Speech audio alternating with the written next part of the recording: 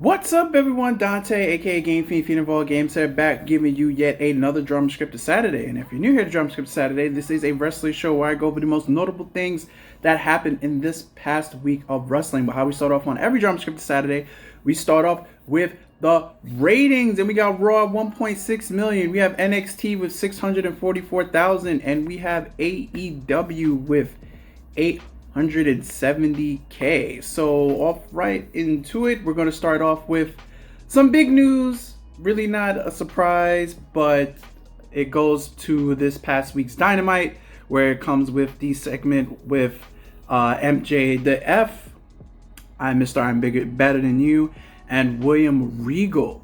So it seems that what's rumblings going on behind the scenes in WWE, and dirt sheets and things like that, is that was a way to write William Regal off, and that in fact he may be heading back to Papa H at WWE as sign of a back role backstage in WWE. Or he may be back taking over NXT or giving a TV role as a general manager. Who knows? But it seems like rumblings are in the works for William Regal to be going back to WWE, which is no surprise. Ever since Triple H took over, I want to say July. All of his people that were Triple H guys, they all want to come back. They all came back, and they're all getting TV time, or they're being used more productively than when it was under the Vince McMahon era. So that's good. And then notably, if you were looking like the Combat Club, it's all WWE people, besides one person, but it's all WWE, like Cesaro, Mox, Daniel Bryan, all former WWE people. So that's another thing. Like, he was working with people that he's worked with for the past decade. So that's another reason why he gelled with the Combat Club.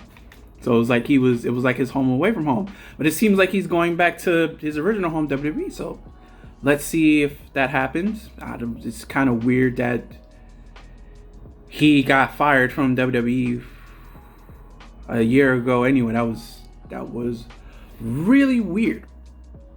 And then it seems like this is sooner. I didn't think this would start this soon, but we're starting the Mox versus Hangman Adam Page battle. Hangman came back after his concussion protocol that happened abruptly about a month ago, and he's already feuding with Jon Moxley, because as the story's told, the match had to be stopped. He didn't quote unquote technically lose. The match had to be stopped for his safety due to the fact that the clothesline literally knocked Hangman Page out and gave him a concussion. So the match had to be stopped.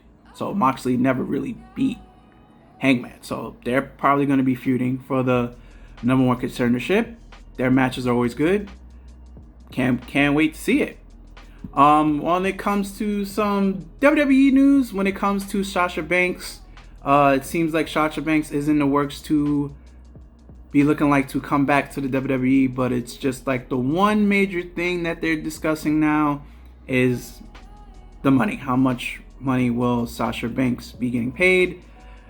I think that they would work that out, and I suspect Sasha to be a surprise entrance in the Women's Royal Rumble. Speaking of Royal Rumble, Kofi Kingston is the first one to announce that he's in this 2023 Royal Rumble. So we're in full spring of this Royal Rumble.